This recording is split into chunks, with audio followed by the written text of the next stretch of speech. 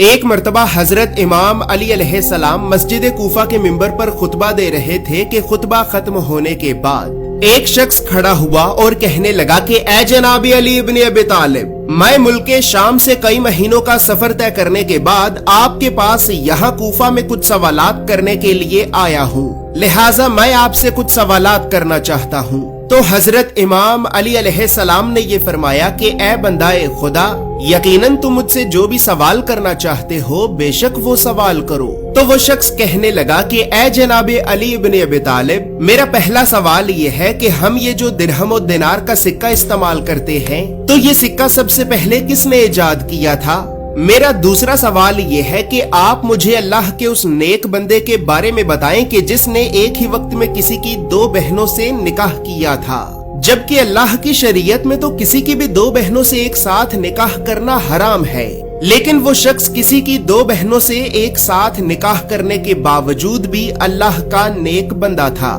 لہٰذا آپ مجھے اللہ کے اس نیک بندے کے بارے میں بتائیں۔ میرا تیسرا سوال یہ ہے کہ آپ مجھے اللہ کے ان 6 نبیوں کے بارے میں بتائیں کہ جن کے دو نام تھے۔ میرا چوتھا سوال یہ ہے کہ آپ مجھے اللہ کے ان 5 نبیوں کے بارے میں بھی بتائیں کہ جو عربی زبان میں بات کیا کرتے تھے۔ میرا 5واں سوال یہ ہے کہ وہ ایسی کون سی مخلوق ہے کہ جس پر اللہ نے وحی نازل کی، لیکن وہ مخلوق نہ ہی تو کوئی جن ہے، نہ ہی انسان اور نہ ہی کوئی فرشتہ۔ اسی طرح میرا 6واں سوال یہ ہے کہ وہ ایسی کون سی مخلوق ہے کہ جس پر انسانوں نے جھوٹ باندھا، لیکن وہ مخلوق بھی نہ ہی تو کوئی جن ہے، نہ ہی انسان اور نہ ہی کوئی فرشتہ۔ میرا 7واں سوال یہ ہے کہ اللہ کے تمام نبیوں اور پیغمبروں میں حسب و نسب یعنی خاندان کے لحاظ سے سب سے زیادہ عزت والا نبی کون ہے؟ اور اسی طرح اب آخر میں میرا 8واں سوال یہ ہے کہ آپ مجھے قرآن کی ان 5 آیات کے بارے میں بتائیں کہ جیسا کہ اللہ رب العزت اپنے قرآن میں یہ فرماتا ہے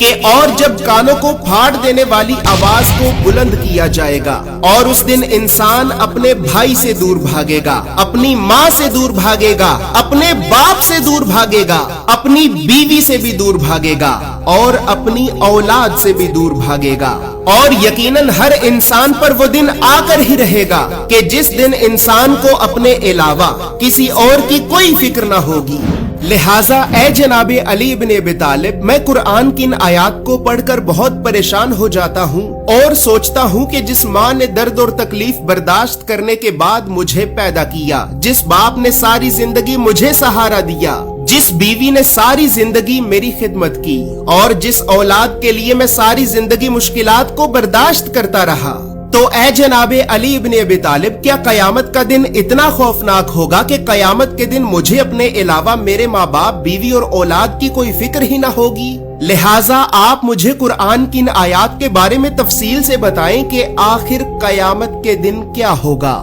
دوستو، اب حضرت امام علی علیہ السلام نے اس شخص کو اس کے ان 8 سوالوں کے جو جواب بتائے تھے، تو وہ جواب آپ کو بتانے سے پہلے یہاں پر یہ بات یاد رہے کہ یہ جو واقعہ میں آپ کو سنا رہا ہوں تو یہ واقعہ آج سے 1000 سال سے بھی پہلے لکھی گئی احادیث کی ایک معتبر ترین کتاب عیون اخبار الرضا کے والیوم نمبر 1 کے باب نمبر 24 کی حدیث نمبر 1 میں واضح طور پر موجود ہے۔ تو بس پھر اب حضرت امام علی علیہ السلام نے اس شخص سے یہ فرمایا کہ اے بندہ خدا، تمہارا پہلا سوال یہ ہے کہ انسانوں میں سب سے پہلے درہم و دینار کا سکہ کس نے ایجاد کیا تھا؟ تو اے بندہ خدا، جان لو کہ انسانوں میں سب سے پہلے سکے کو بابل کے ایک ظالم بادشاہ نمرود بن کینان نے ایجاد کیا تھا۔ دوستو، یاد رہے کہ یہ نمرود بن کینان حضرت ابراہیم علیہ السلام کا دشمن تھا اور یہ آج سے قریباً 4000 سال پہلے بابل نامی ایک شہر پر حکومت کیا کرتا تھا۔ بابل کو انگریزی زبان میں بیبلون کہا جاتا ہے اور یہ شہر موجودہ دور میں عراق میں موجود ہے۔ اور یہاں پر یہ بات بھی یاد رہے کہ اللہ رب العزت نے بابل یعنی بیبلون کے لوگوں کی ہدایت اور رہنمائی کے لیے اپنے 2 نبیوں کو بھیجا تھا۔ ان 2 نبیوں میں ایک تو حضرت ابراہیم علیہ السلام ہیں اور دوسرے حضرت ادریس علیہ السلام ہیں۔ تو بس پھر اب حضرت امام علی علیہ السلام نے اس شخص سے یہ فرمایا کہ اے بندہ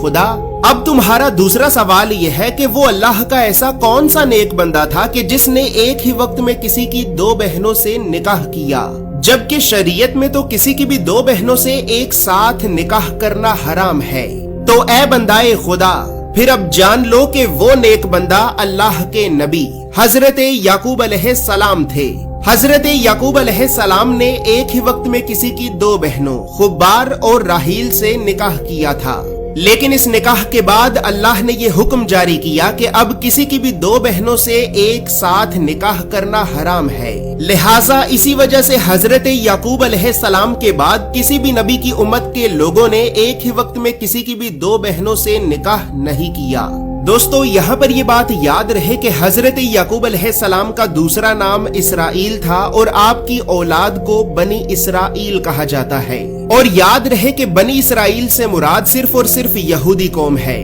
जैसा कि आप भी जानते हैं कि सारी दुनिया में यहूदियों का सिर्फ एक ही मुल्क है और उस मुल्क का नाम भी इसराइल है। और दोस्तों, बनी इसराइल की इज्जत और अजमत का अंदाजा आप इस बात से लगा लें कि अल्लाह ने कुरान में 25 नबियों का जिक्र किया है और इन 25 नबियों में से अल्लाह ने 13 नबी यानी आधे नबियों को तो सिर्फ इस एक ही कौम की हिदायत और रहनुमाई के लिए भेजा था। इसी वजह से दोस्तों, हमने जो तमाम अंबिया कराम का शजरा नसब बनाया है, तो उस शजरा नसब में हमने खास तौर पर ब्लू कलर यानी नीले रंग से जितने भी नबियों के नाम लिखे हैं, तो याद रहे कि उन तमाम नबियों को अल्लाह ने सिर्फ और सिर्फ कौमे बनी इसराइल यानी यहूदियों की हिदायत और रहनुमाई के लिए भेजा था। तो बस फिर अब इसी तरह हजरत इमाम अली अलैहिस्सलाम ने उस शख्स से ये फरमाया कि ए बंदाए खुदा, अब तुम्हारा तीसरा सवाल ये है कि वो ऐसे कौन से 6 नबी हैं कि जिनके दो दो नाम थे। तो ए बंदाए खुदा, जान लो कि हजरत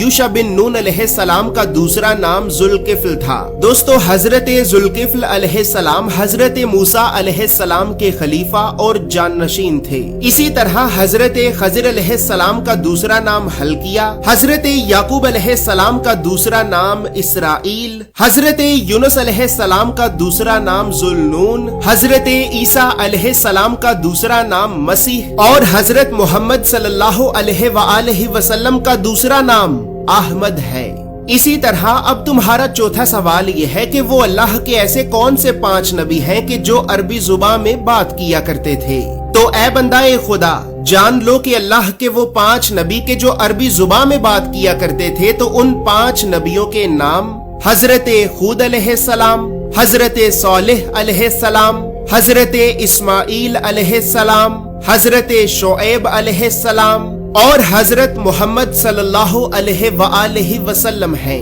तुम्हारा 5वां सवाल ये है कि वो ऐसी कौन सी मखलूक है कि जिस पर अल्लाह ने वही नाजिल की, लेकिन वो मखलूक ना ही तो कोई जिन है, ना ही इंसान और ना ही कोई फरिश्ता। तो फिर ए बंदाए खुदा, अब जान लो कि वो मखलूक शहद की मक्खी है। इसी वजह से तो अल्लाह रब्बुल इज्जत अपने कुरान में ये इरशाद फरमाता है कि और देखो, तुम्हारे परवरदिगार ने शहद की मक्खी पे ये वही नाजिल की कि पहाड़ों में, दरख्तों में और घरों की छतों में अपने छत्ते बना और हर किस्म के फलों को खाती जा और अपने रब के साफ रस्तों पर चलती जा। इस शहद की मक्खी के पेट से पीने के लिए एक शरबत निकलता है जिसके मुख्तलिफ रंग होते हैं और इस शरबत में अल्लाह ने लोगों के लिए शिफा रखी है और बेशक गौर फिक्र करने वाले लोगों के लिए इस बात में भी एक निशानी है। लिहाजा ए बंदाए खुदा, वो मखलूक के जिस मखलूक पर अल्लाह ने वही नाजिल की, लेकिन वो मखलूक ना ही तो कोई जिन है, ना ही इंसान और ना ही कोई फरिश्ता,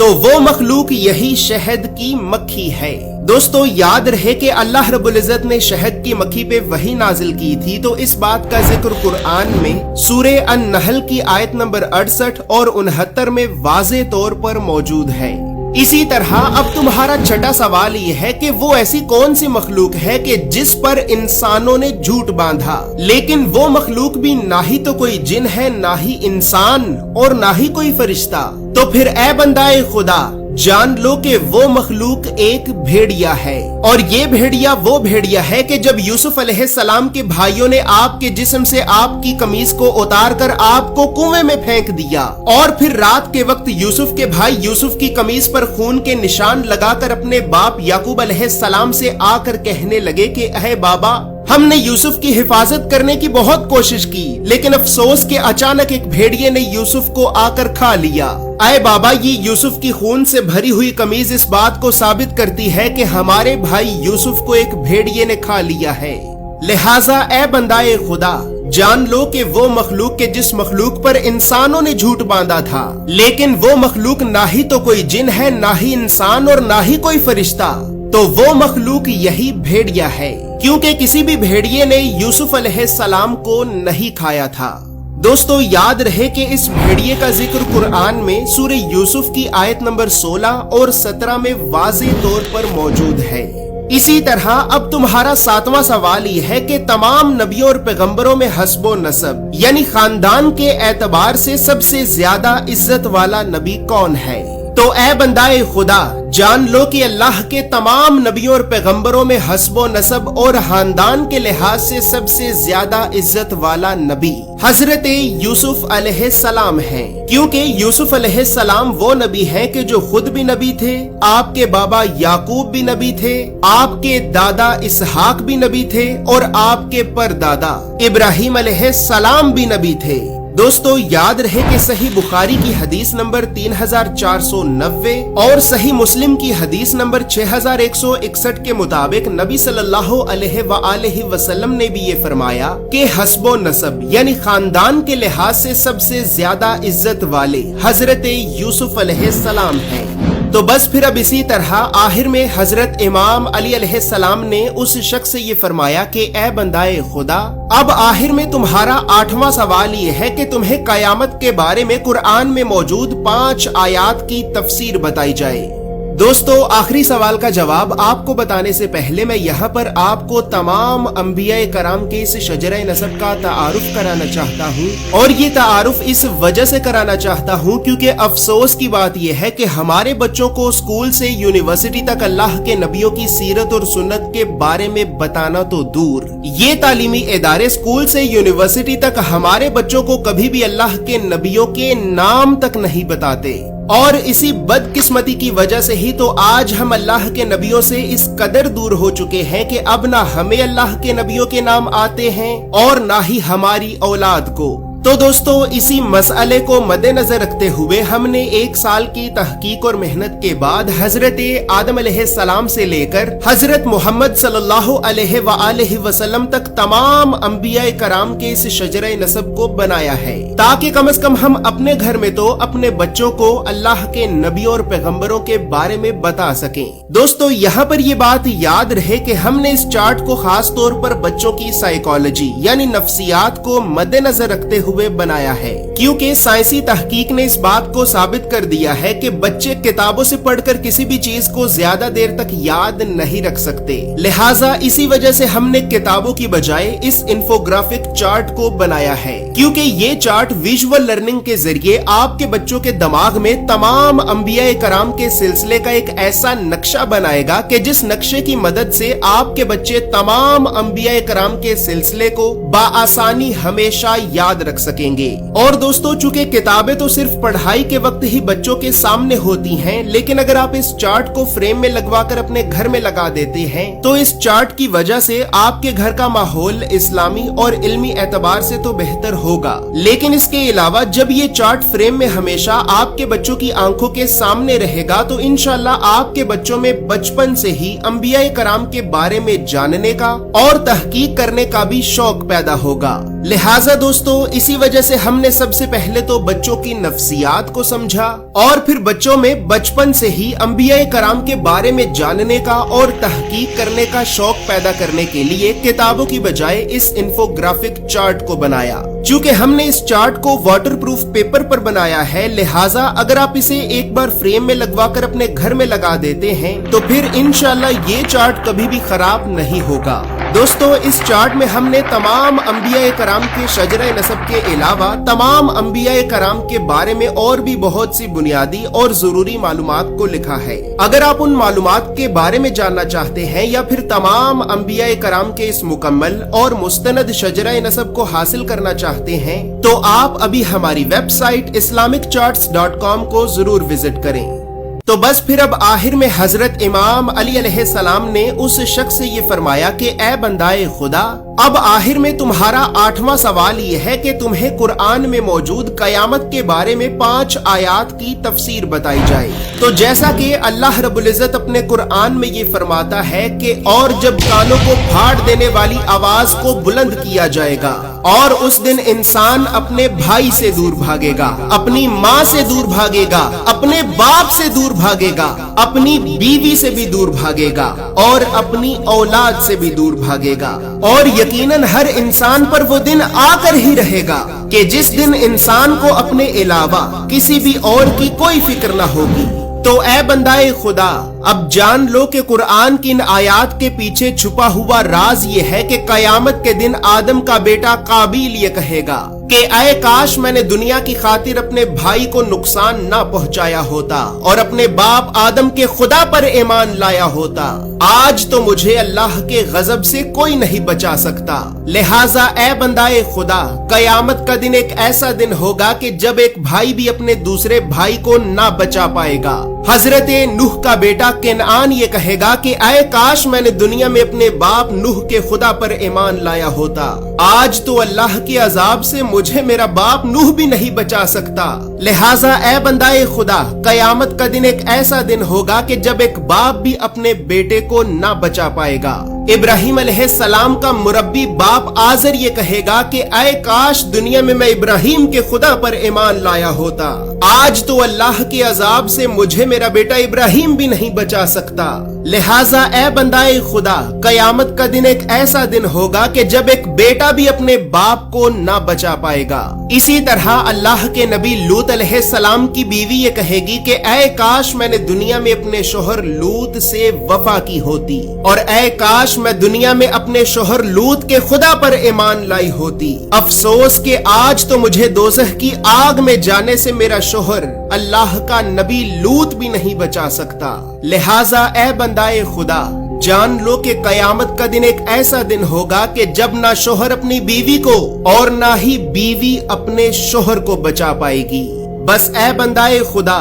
कयामत का ये दिन इतना खौफनाक होगा कि आम इंसान तो दूर, बल्कि अल्लाह के ये सब नबी भी अपने घर वालों तक को अल्लाह के अजाब से नहीं बचा पाएंगे। लिहाजा ए बंदाए खुदा, जाओ और जाकर उस दिन की तैयारी करो कि जिस दिन तुम्हारे आमाल के अलावा ना ही तो तुम्हारा माल और ना ही तुम्हारी औलाद तुम्हारे किसी काम आएगी। ना ही तो तुम्हारा माल और ना ही तुम्हारी औलाद तुम्हारे किसी काम आएगी। दोस्तों, तमाम अंबिया कराम अलैहिमुस्सलाम का मुकम्मल और मुस्तनद शजरा नसब हासिल करने के लिए आप अभी हमारी वेबसाइट islamiccharts.com को विजिट कर सकते हैं।